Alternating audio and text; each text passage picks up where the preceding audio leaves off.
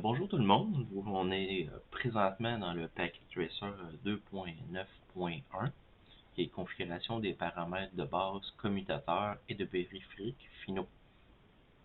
On voit ici qu'on a une table d'adressage pour les 4 éléments qui sont ici.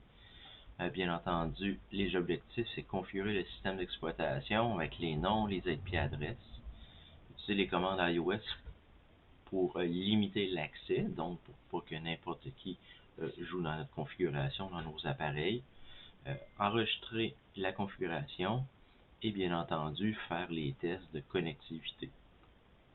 Dans le fond, ils ont un petit scénario qu'ils ont donné. Vous êtes le nouveau technicien responsable du réseau et on vous demande de faire des choses.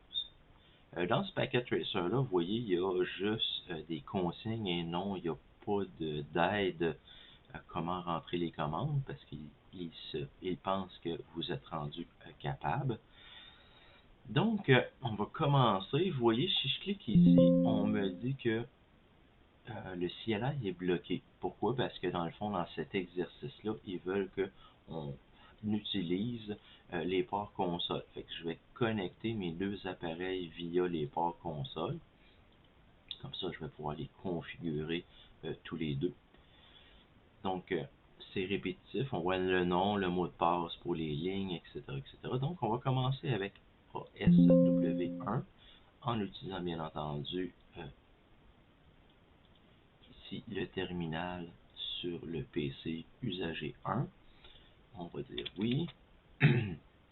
On va aller en mode de configuration. Donc, on va faire bien entendu Enable, configure terminal, hostname. Et là, ben, on peut faire les cut and paste si on ne veut pas se tromper. On peut faire copie, coller.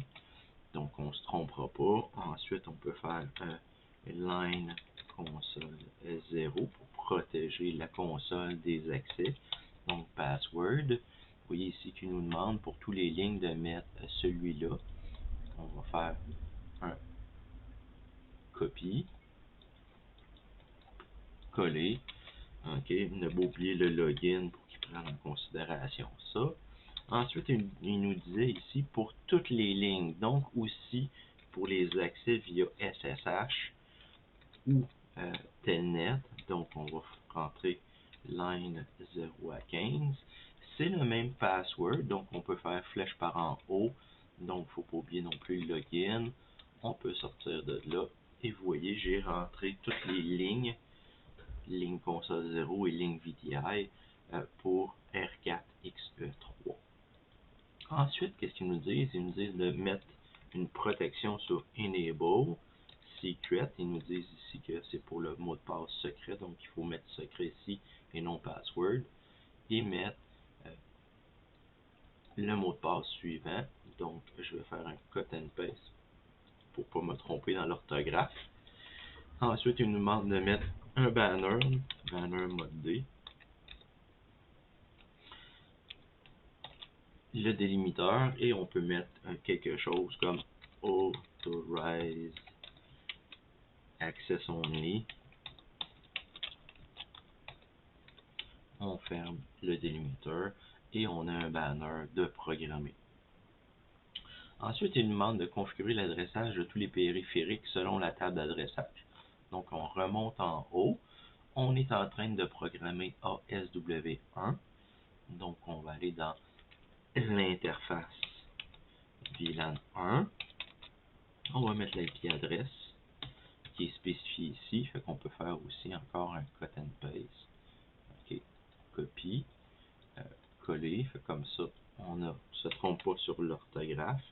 255.255.255.0 parce que c'est un slash 24 comme indiqué ici. On fait un autre shutdown. À partir de là, est-ce qu'on a terminé? Je crois que oui. Vérifier la connectivité, si on va faire ça à la fin complètement. Donc, on peut sortir avec un end et faire un copy run start. Donc, on a enregistré notre configuration pour ASW-1. On va faire la même chose ici à partir de user 2. On va aller dans desktop, terminal, pour accéder à la console. Ici, on va faire enable conft hostname. On va faire ASW-2.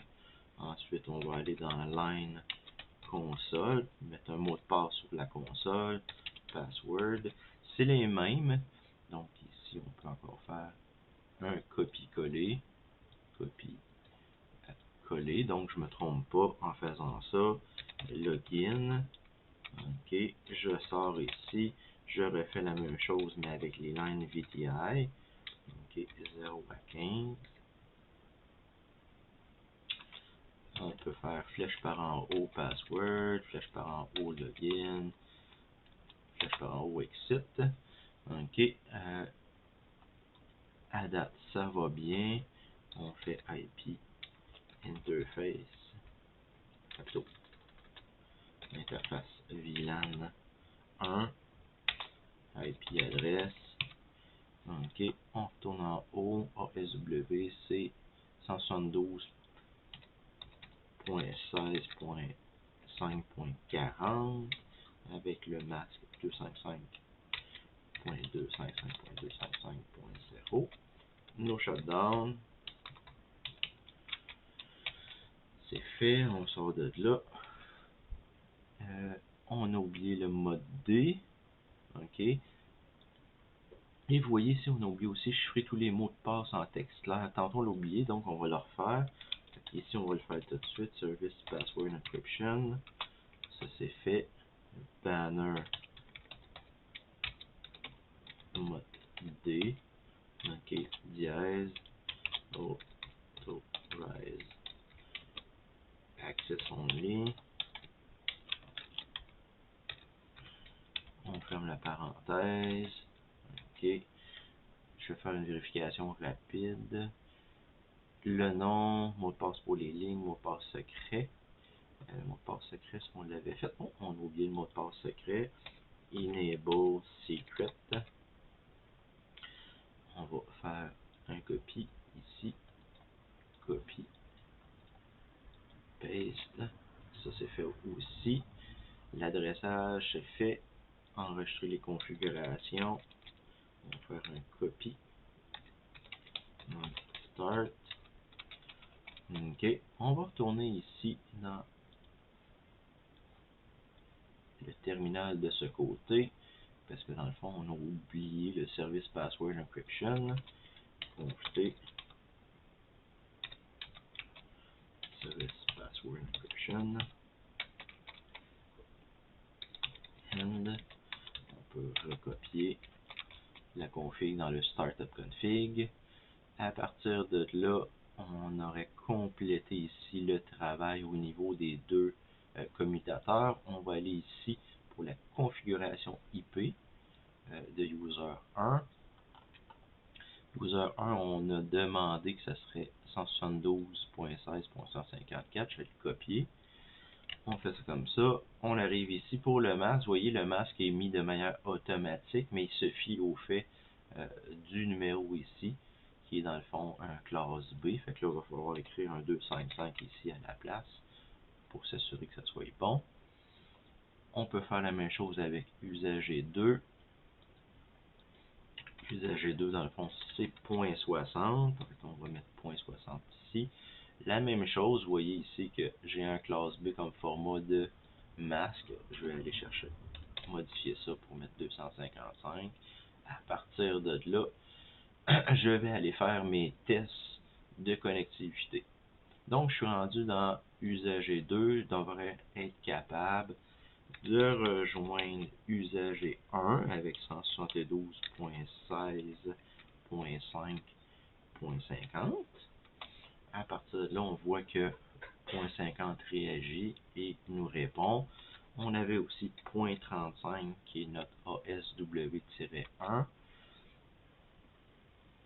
On attend quelques secondes pour le ARP. Le premier ne fonctionne pas, mais les autres fonctionnent. Donc, un coup que la table de ARP est remplie, on voit que c'est fonctionnel. Et le dernier qui nous reste, .40. On attend quelque peu pour que le ARP se remplisse. adresse resolution protocol. Vous voyez, c'est fonctionnel. Si on fait la commande ARP, vous voyez que je peux aller chercher des choses. Ok, fait que je peux faire un display avec un ARP-A et on voit que la table de ARP s'est remplie avec les différents devices que j'ai rejoints. .35, .40, .50, qui est l'usager 1 et les deux commutateurs. Donc ma table de ARP ici est dynamique et normalement elle devrait être fonctionnelle pour 300 secondes par défaut, ou sinon, à chaque fois que j'utilise l'adresse, ça renouvelle le timer pour chaque. J'espère que ça vous a aidé à comprendre un peu plus le fonctionnement. Ceci est vraiment un bon scénario qui est souvent utilisé dans les examens de fin de cours, où est-ce qu'on utilise les connexions série à la place de cliquer dessus ici comme ça. Donc, dans le fond, les examens sont souvent bloqués, ce tab-là. C'est pour vous faire pratiquer le port série. Et on voit que dans un examen, il faut comprendre les petites phrases comme nommer, c'est hostname. Quand on dit sur toutes les lignes, ça correspond aussi aux lignes line console 0 et line VTI. On utilise un mot de passe quand il dit secret ici, c'est pour que le enable, vous utilisez le enable secret. Ici, quand ils vous disent de chiffrer tous les messages en texte clair, c'est vraiment le Service Password Encryption. Quand le message du jour n'est pas précisé, donc il n'y aura pas de vérification sur la phrase, mais juste sur la commande, et ensuite la configuration totale. Fait que, typiquement, si tout fonctionne bien, je pense qu'on n'a pas oublié aucune commande, on pourrait s'amuser à partir de usager 1, utiliser le telnet maintenant avec 172.16.5.35. Okay. Et à partir de là, vous voyez que j'accède à ASW1 par telnet. Donc, la seule chose que j'aurais à remplir maintenant, c'est le mot de passe pour les lignes. Donc, R4, X majuscule 3. Et typiquement, je suis rendu dans mon commutateur SW1. Donc, on a déjà réussi à faire la configuration pour que le telnet fonctionne. Ceci, on appelle ça du in-band management, contrairement au out-of-band management. Merci beaucoup d'avoir écouté. On se revoit pour le prochain Packet Tracer.